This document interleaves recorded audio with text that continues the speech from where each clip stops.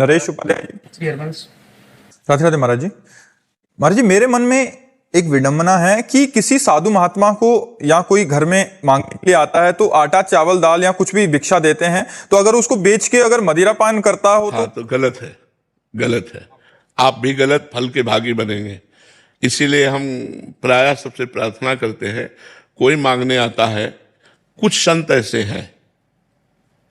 ऐसे हैं जो आटा मांग लाते हैं, 15 दिन के लिए अपना बनाया खाया, फिर 15 दिन के लिए मांग लाते हैं। ऐसे है हमारे ब्रजमंडल में संत जो चून, आटा को चून कहते हैं, और चुटकी मतलब इतना आटा, ऐसे वो 10, 15, 20 घरों से मांग लिया, 2-4 किलो हो गए, वो भजन करते हैं। तो हमें लगता है कि अगर हमारे घर कोई प्रार्थना मतलब मांगने आए तो हमें प्रार्थना करनी चाहिए कि आप बैठकर रोटी दाल भर पेट चाय पा लीजिए, या आपकी इच्छा है तो 2 रोटी ले लीजिए, और ऐसी प्रार्थना कर देनी चाहिए। अन्न है, रुपया है, बहुत देख समझ के देखना चाहिए। अगर बोले तुम्हें श्राप लगेगा, अगर इतनी सामर्थ्य होती तो घर घर भटकते काहे को। श्राप और वरदान देने की सामर्थ्य होती तो दरवाजों पे भटकना नहीं होता, समझते हो। काफी सारे ऐसे हैं कि वो पैसे मांगते हैं कि 500 रुपया दे दो हमें। घोर पाखंडी होते हैं जो ऐसा कहते हैं। ये वृंदावन में दर्शन हुए थे, किसी ने एकदम से हमसे अपशब्द बोला, मतलब कि अगर नहीं करोगे तो ये आपके साथ कष्ट होगा, और जीवन में उसी अगले साल हमारा नया पुत्र हुआ तो उससे बहुत पीड़ा हुई। तो हम लोगों को लगा कि हम नहीं, ऐसा कभी नहीं। वो संयोग है, देखो वो संयोग है कि आपका प्रारब्ध बुरा आ गया और आपको लगा कि उस महात्मा ने कह दिया तो ऐसा हो गया। बिल्कुल कदापि नहीं, ऐसा कदापि नहीं। वो बुरा प्रारब्ध आना ही था, उसके लिए महात्मा का कोई उसमें वाक्य नहीं है। कोई तो आप निश्चित समझ लो, कोई ऐसा साप और वरदान देने वाला समर्थ महात्मा वो ये नहीं कह सकता कि अगर आप ये नहीं दोगे तो आपको ऐसा हो जाएगा, ऐसा कभी नहीं कह सकता। मांग सकते हैं, वो भिक्षावृत्ति से आते हैं, ऐसे भी महापुरुष भी होते हैं जो भिक्षावृत्ति से आते हैं, तो वो बहुत संतोषी होते हैं।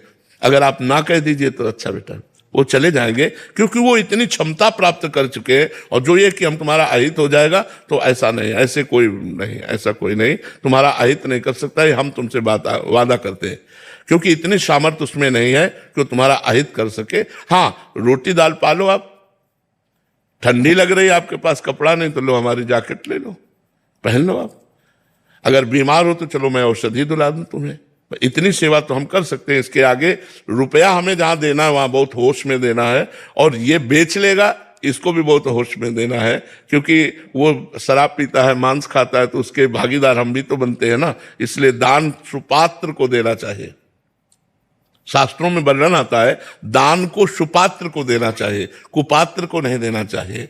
और प्रायः जो अच्छे संत होते हैं जो भगवान में अपने जीवन को, तो जैसे हम लोग मांग के खाए हैं, आदेश है शास्त्रों का, आचार्यों का आदेश है भिक्षावृत्ति करे, उससे अभिमान नष्ट होता है। 5 घरों में जाके 1-1 रोटी 2-2 रोटी मांग ली, अपना दिन भर के लिए भोजन ले आए और चला। और जैसे आटा मान लो गुरुजी हमारे स्वयं बनाते थे, बना के लालडी लाल को भोग लगा के पवाते थे, तो उनके लिए जैसे गांव में गए, आटा मांग लाए 2-2.5 किलो 3 किलो 4 किलो जो मिला, वो 8-10 दिन 15 दिन जो चला, फिर मांग लाए जाके। तो कुछ ऐसे संत हैं जो मांग करके आटा ले जाते हैं, वो पहचान हो जाती है।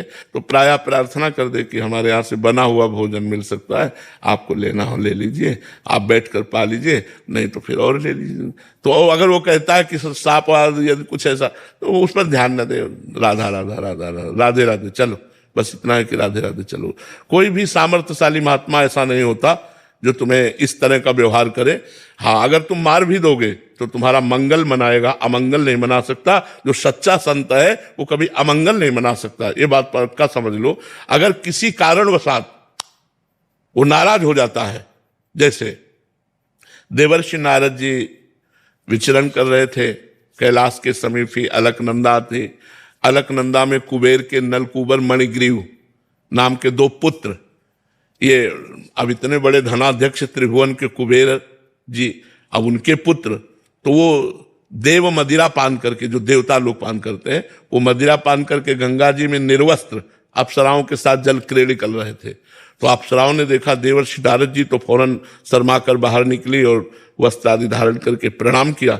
लेकिन वो वैसे ही मदिरा के नशे में गंगा जी में, तो उनका तुम देवताओं में श्रेष्ठ कुबेर के पुत्र होकर इस तरह अभद्र व्यवहार करते हो, तुम्हारी बुद्धि भ्रष्ट हो गई है, तुम श्री मतलब धन से मतवाले हो रहे हो, इसलिए तुम्हें ज्ञान भी नहीं है कि कौन तुम्हारे सामने खड़ा है, क्या है। तुम इस तरह मदोन्मत्त हो रहे हो, जाओ मैं शाप देता हूं। तुम वृक्ष योनि को प्राप्त हो जाओ। जब सांप की बात कही तो घबरा गए, चरणों में गिरे। तो देवर्षि नारद जी ने कहा वृक्ष तो बनो, लेकिन नंदालय के वृक्ष बनो। तो नंद भवन के सामने यमला अर्जुन नाम के वृक्ष के रूप में ये दोनों भाई वहां प्रकट हुए।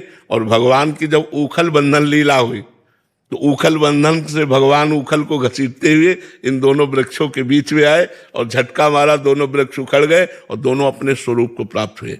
तो देखो कहाँ मदिरा पिए निर्वस्त्र गंगा जी में खड़े और कहाँ देवर्षि की हम श्राप कहे या कृपा कहें, कृपा कहेंगे। साप रूप से कृपा देकर भगवत साक्षात्कार करवा दिया, श्री कृष्ण चंद्रजू का दर्शन और स्पर्श प्राप्त हुआ नलकुबर मणिग्रीव को और पुनः अपने स्वरूप को प्राप्त हुए।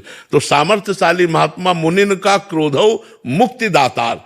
अगर मुनिजन सामर्थ्यशाली संत क्रोध भी करे तो वो मोक्ष प्रदान कर देते हैं, वो भगवान को प्रदान कर देते हैं। ऐसे घटिया बात नहीं, संत वही है जिसको तुम गाली दो और वो तुम्हारा मंगल बनाए, उसे संत कहते हैं। उमा संत के यही बड़ाई, मंद करत जो करे भलाई। तो बिल्कुल मत डरना, कुछ नहीं होने वाला। राधा राधा ऐसे संतों से कहे राधे राधे महाराज, बैठ के मानो तो भोजन पालो, नहीं तो पधारो, कोई बात नहीं। महाराज जी क्या हृदय बहुत नाजुक होता है, क्योंकि घर परिवार में मोह होता है, तो बात भले हम नया दें भेज दें पर वो बात घर कर जाती है। और जब भी कुछ बुरा होता है तो बार बार याद आता है कि उस संत ने ऐसा बोला था, मेरा अपराध बन गया। ये बहुतों के प्रश्न भी होते हैं। तो महाराज जी इस पे अपने कर्मों का ही माने ना? बिल्कुल बिल्कुल, अपने कर्मों का ही फल। और संयोग बन गया ऐसा तो बार बार लगता है कि ऐसा हो नहीं, किसी के गलत करने से ऐसा हो तो सब संसार को लूट लेना, ऐसा नहीं, ऐसा बिल्कुल नहीं। को न काहू के सुख दुख कर दाता, निज कृत कर्म भोग सुन भ्राता। हाँ, गृहस्थ धर्म में एक आतिथ्य धर्म है, आए हुए अतिथि का सत्कार करना,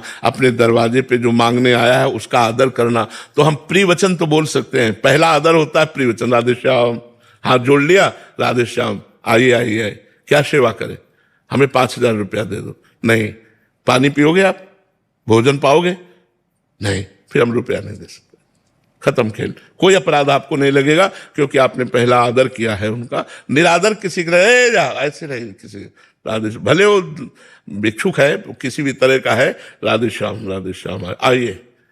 आप जल पिएंगे, नहीं। भोजन पाएंगे, नहीं, फिर आप पधारिए।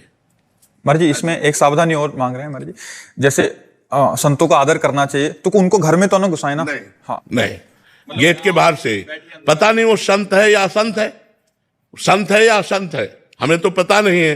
तो हम दोनों का आदर करते हैं क्योंकि हमें पता नहीं। पर गेट के बाहर, गेट के अंदर किसी को नहीं। भोजन भी पाना है तो आप गेट के बाहर बैठो, हम घर से ला करके देते हैं। और जो सच्चा संत होगा वो गेट के अंदर घुसेगा ही नहीं, क्योंकि आदेश होता है द्वार से भिक्षा मांगना।